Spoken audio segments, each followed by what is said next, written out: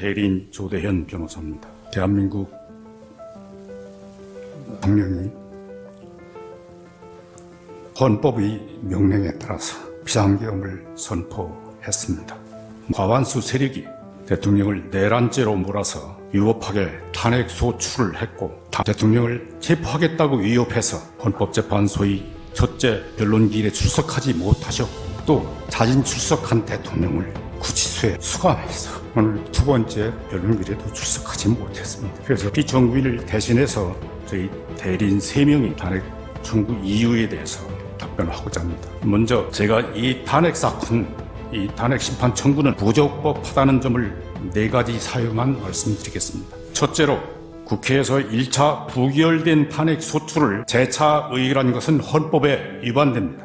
대통령이 12월 3일 30으로 비상계엄을 선포했는데 국회가 2시간 후에 비상계엄 해제 요구를 의결했습니다. 그래서 심야에 대통령이 국무회의를 소집해서 다음날 6시간 40분 만에 비상계엄 해제했습니다. 그래서 이 사건 비상계엄 선포나 계엄 포령을 인해서 헌정 질서가 통제되거나 국민의 기본권이 침해된 바 전혀 없습니다. 그런데도 국회 과반수 의석을 차지하는 야당 국회의원들이 비상계엄이 해제된 당일 대통령의 비상계엄 선포가 헌법과 법률에 위반되고 내란죄에 해당한다는 사유로 탄핵 소추안을 발의하고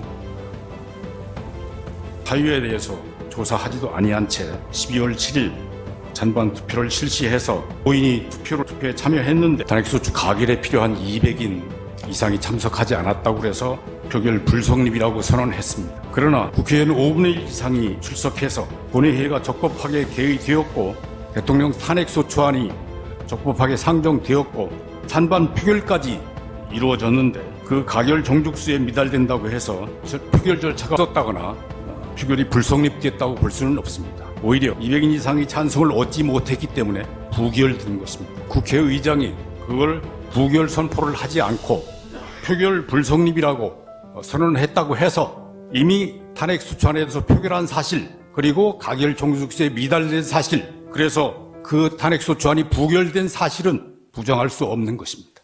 그럼에도 불구하고 여당은 대통령 탄핵소추가 가결될 때까지 일주일 단위로 임시국회를 소집해서 대통령 탄핵소추안을 계속 발의하고 계속 의결했다고 공표했습니다. 그리고 24년 12월 22일 대통령 탄핵소추안을 다시 발의했는데 그 탄핵소추 사유는 대통령의 비상계엄 선포가 위법하고 헌법과 법률에 위반되고 내란죄에 해당되는 사유입니다. 그거는 1차 탄핵소추안에 포함되어 있던 사실입니다.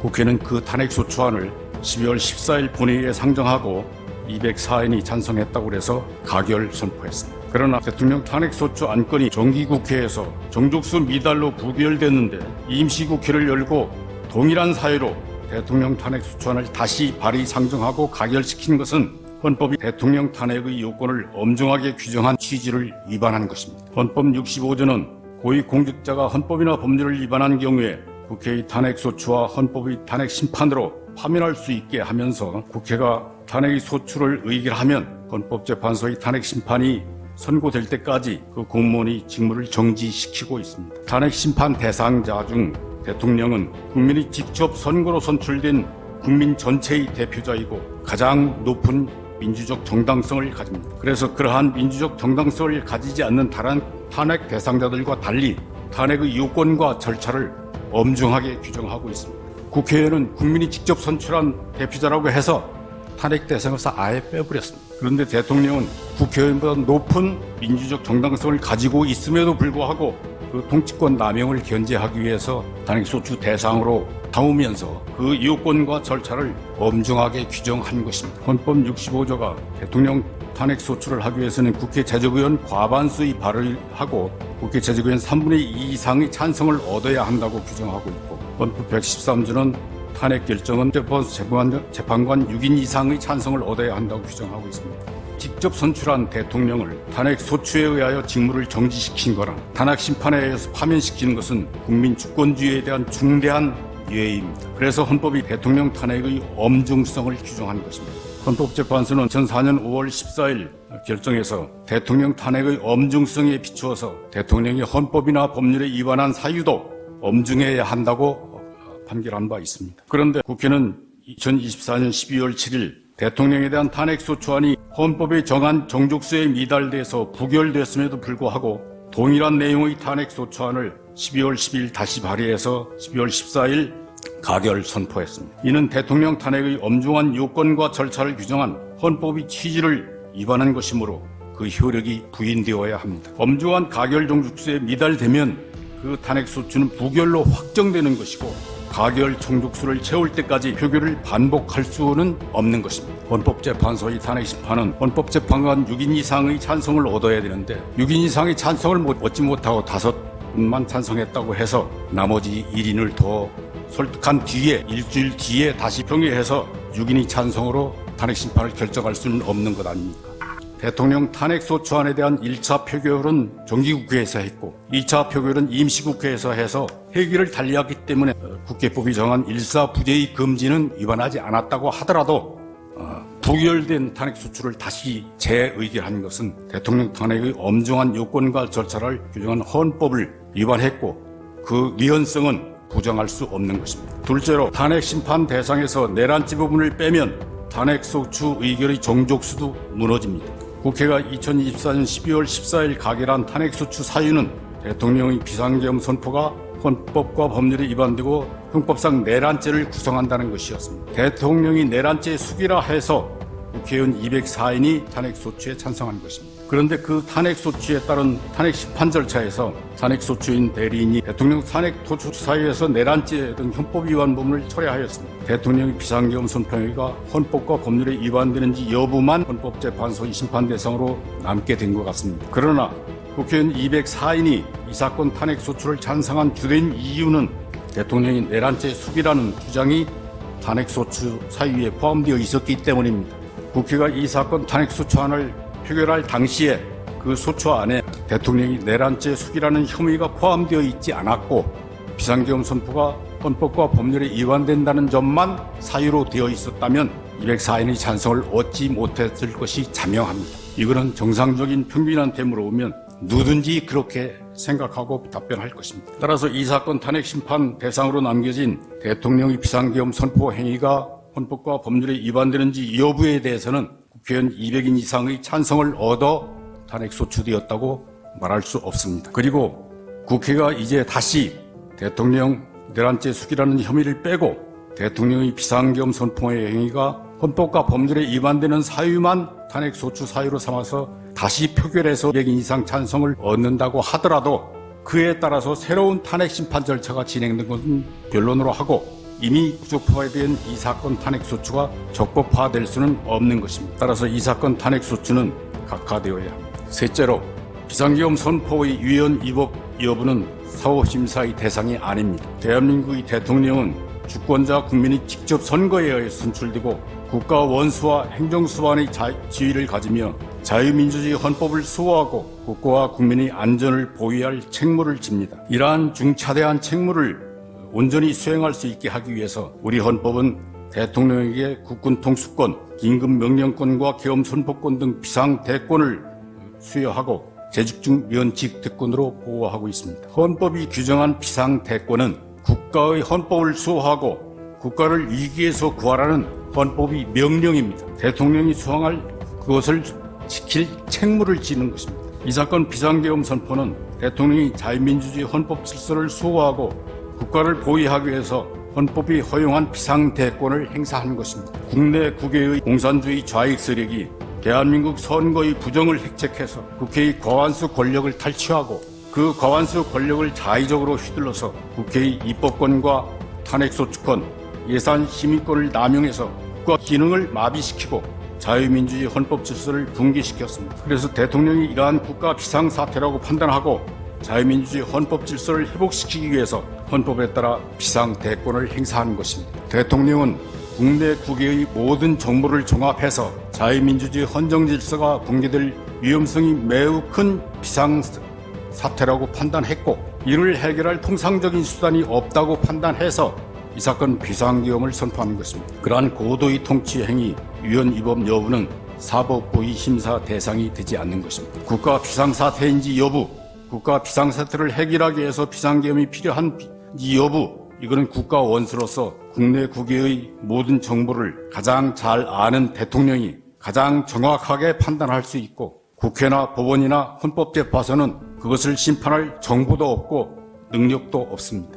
또 국가 비상사태는 신속하고 효과적으로 대처해서 완벽하게 해결해야 하는데 비상계엄을 선포할 때마다 비상사태인지 여부, 비상계엄이 필요한지 여부에 대해서 국회의 승인이나 사법부의 심판을 거치게 한다면 대통령이 국가 비상사태를 신속하고 효과적으로 해소시키기 어렵게 됩니다. 대통령이 헌법을 수호하고 국가를 보위할 책무를 제대로 수행할 수 없게 됩니다. 그래서 헌법은 대통령이 비상대권 행사에 대하여 다른 국가기관의 사전 통제를 인정하지 않고 사후 통제 수단만 규정하고 있습니다. 긴급명령에 대해서는 국회의 사후 승인을 얻도록 규정하고 있고 비상계엄에 대해서는 국회의 제적 과반수 의결로 그 해제를 요구할 수 있다고 규정하고 있습니다. 비상계엄의 필요성이 해소되었는데도 비상계엄이 유지되고 있는 경우에 국회가 통제할 수 있도록 규정한 것입니다. 그런데 국회의 과반수 권력은 비상계엄이 선포되자마자 본회의를 열고 비상계엄의 사유나 필요성 여부에 대해 조사하지도 않고 비상계엄이 선포된 후 2시간 만에 비상계엄의 해제 요구를 의결했습니다. 그리고 대통령이 비상계엄 선포가 내란죄에 해당된다고 선동해서 비상계엄이 해제된 당일에 대통령 산핵소추안을 발의하고 12월 7일 부결되었는데도 불구하고 12월 10일 다시 발의해서 12월 14일 가결시키고 이 사건 탄핵 심판을 청구한 것입니다. 이것은 헌법 수호와 국가 보위를 위해서 대통령에게 비상계엄권을 허용하고 다른 국가기관의 요건 심사를 배제한 취지를 위반한 것이므로 마땅히 각하되어야 합니다. 넷째로 이 사건 대통령 탄핵소추는 탄핵소추권을 남용한 것입니다. 이미 말씀드렸지만 이 사건 비상계엄은 3일 밤 11시에 발령되었고 국회 4일 01시 해제 요구를 의결했습니다. 그래서 대통령이 즉시 출동했던 병력 철수시키고 심야 국무회의를 열어서 다음날 그날 새벽 5시 40분경 비상계엄을 해제했습니다. 이 사건 비상계엄은 국가의 비상사태를 알리고 경계하기 위한 것이었습니다. 그래서 병력도 경계하기에 필요한 최소한에 그쳤고 무력 사용을 금지시켰던 것입니다. 그래서 이 사건 비상계엄과 포고령에 의해서 헌정 질서가 훼손된 바가 전혀 없고 국민의 기본권이 침해된 바도 없습니다. 비상계엄 선포 5시간 40분 만에 비상계엄이 해제됐고 비상계엄 이전의 상태로 돌아갔습니다. 헌정 질서를 회복시키려는 필요성이 없었습니다. 국회가 이 사건 탄핵소추안을 상정하고 표결할 당시에는 헌법 질서의 침해도 없었고 헌정 질서를 회복시킬 필요도 없었습니다. 이 사건 탄핵소추는 헌법을 수호하기 위한 것이 아니라 국민이 직접 선거로 선출된 대통령을 그 직에서 끌어내리기 위한 것입니다. 국회의 과반수 권력을 활용해서 대통령의 지위를 탈취하기 위한 것입니다. 국회의원은 국민의 대표자이기 때문에 국민의 뜻을 존중해야 하는데 국회 제적 과반수를 차지한 야당은 국가 국민을 위해서 활동하지 않았고 정권 탈취를 위해서 온갖 수단 방법을 동원했습니다. 윤석열 대통령이 당선되자 국민의 주권 행사인 선거 결과에 승복하지 않고 국민이 직접 선출한 대통령의 지위와 권한을 존중하지 않고 대통령 취임 전부터 지금까지 200여 차례에 가까운 대통령 퇴진을 요구하는 집회를 열어서 선동했습니다. 수시로 대통령을 탄핵시키겠다고 위협했습니다. 대통령 가족에 대한 의혹을 선동하고 그 의혹을 조사하기 위해 특검법을 의결하고 대통령이 제의 요구로 부결 확정됐는데도 불구하고 그것을 다시 발의하고 의결하기를 반복했습니다. 헌법이 입법권 남용을 통제하기 위해서 대통령에게 법률안 제의 요구권을 부여하고 제의 가결 요건을 엄중하게 규정해서 엄중한 요건을 채우지 못하면 부결 확정되게 한 것인데 그러한 헌법의 취지를 위반하면서 대통령의 지위를 흔들고 모욕했습니다. 그리고 국회의 과반수 권력으로 대통령의 직무 수행을 방해하였습니다.